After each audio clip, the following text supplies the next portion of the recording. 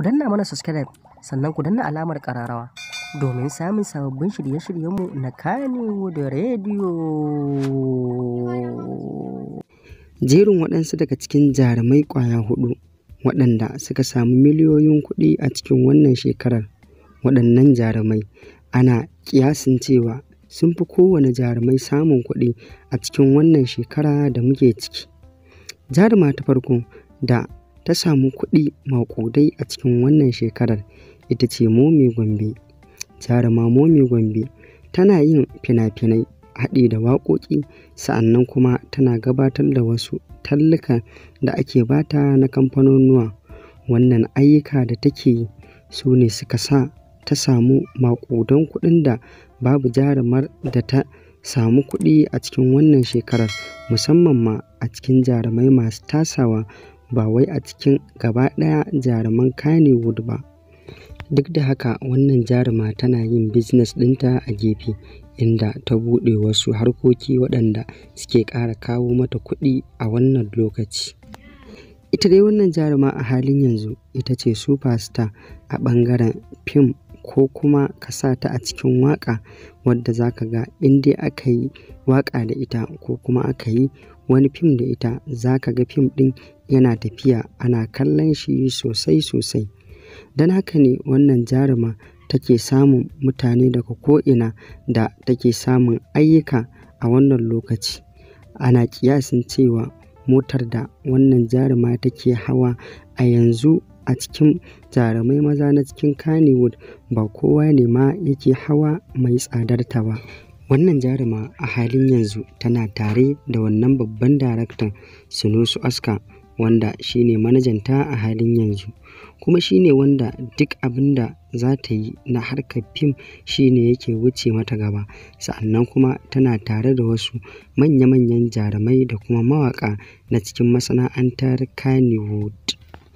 Jaruma ta biyu mai takewa Momi Gombe baya a ɓangaren jarumai masu tarin arziki kuma matasan jarumai ita ce Ummi Rahab.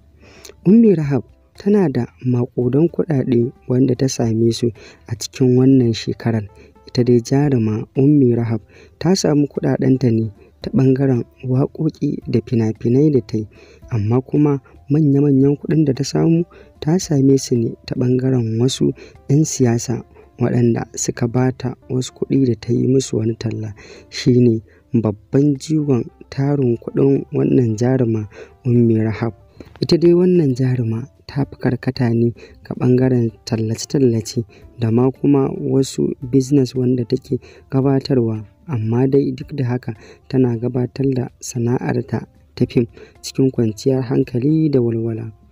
Wannan jaruma a halin yanzu tana wajen fitaccen wannan mawaƙin kuma babban jarumi Adam A. Zango, wanda daman shine ya shigo da ita cikin wannan harkar ta fim, sannan kuma shine babban mai gidanta a cikin wannan sana'ar ta Kannywood.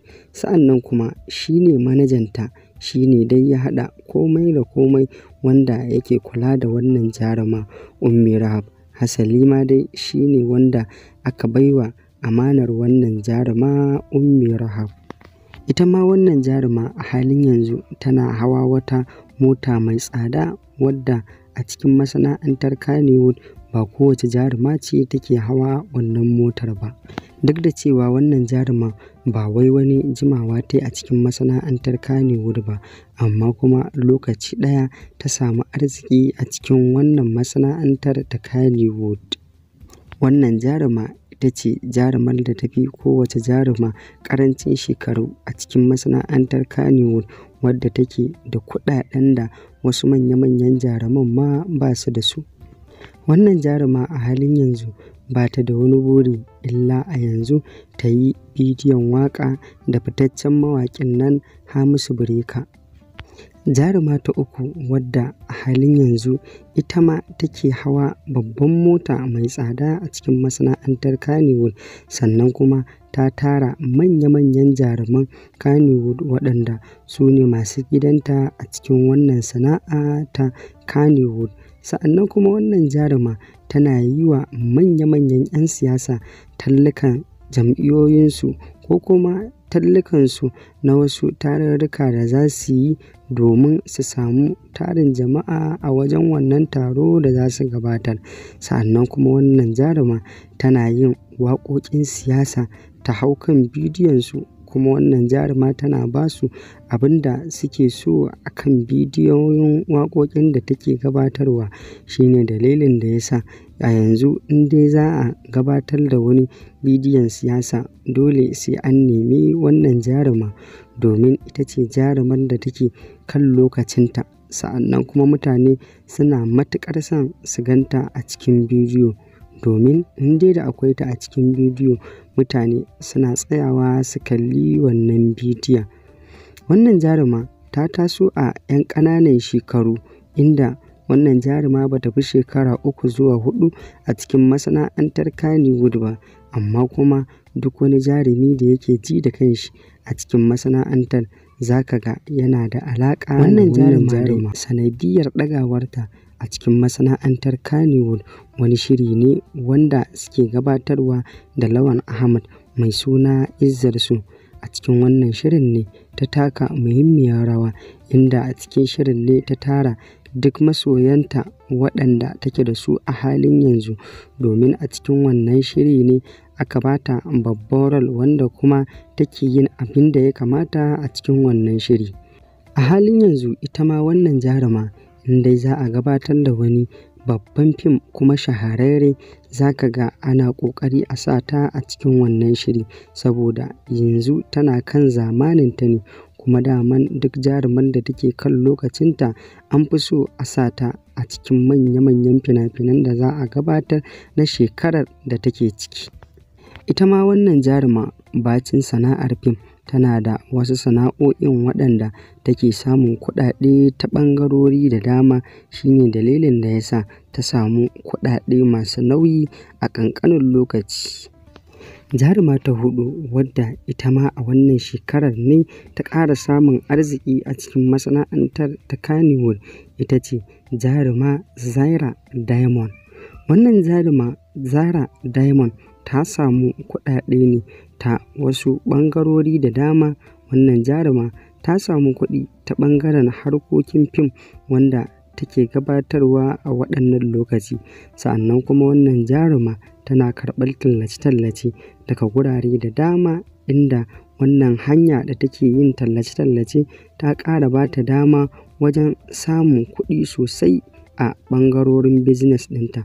Sa'annan kuma wannan jaruma tana da wasu business wanda take gabatarwa ita ma nata a can gefe guda. Wannan business nata kuwa yana kawo mata kuɗaɗe sosai da sosai. Shine ma za ka ga a halin yanzu tana hawa wata mota mai tsada, wadda za ka ga a cikin masana'antar ta Kannywood ba kowace jaruma ce take hawa irin wannan motar ba, sai jaruma tana ganin gabanta sosai da sosai. Sa'annan za ka ga tana hawa irin motar wannan jaruma ta Zara Diamond. Sa'annan wannan jaruma Zara Diamond tana tare da manya-manyan jaruman cikin masana'antar Kannywood, musamman ma su jarumi Ali Nuhu da su jarumi Lawan Ahmad da dai sauran manya-manyan jaruman Kannywood wanda suke zamani a wannan lokaci. A shirin da aka fi sanin wannan jaruma, shirin da ya ƙara ɗaukaka wannan jaruma a wannan lokaci shine wani shiri da suke gabatarwa na Ali Nuhu. Sa'annan kuma akwai wani shiri da ta gabatar na wani babban mai kuɗi a cikin masana'antar Kannywood. Waɗannan su ne jaruman da suka taso a waɗannan shekaru suka samu kuɗi sosai a cikin masana'antar Kannywood.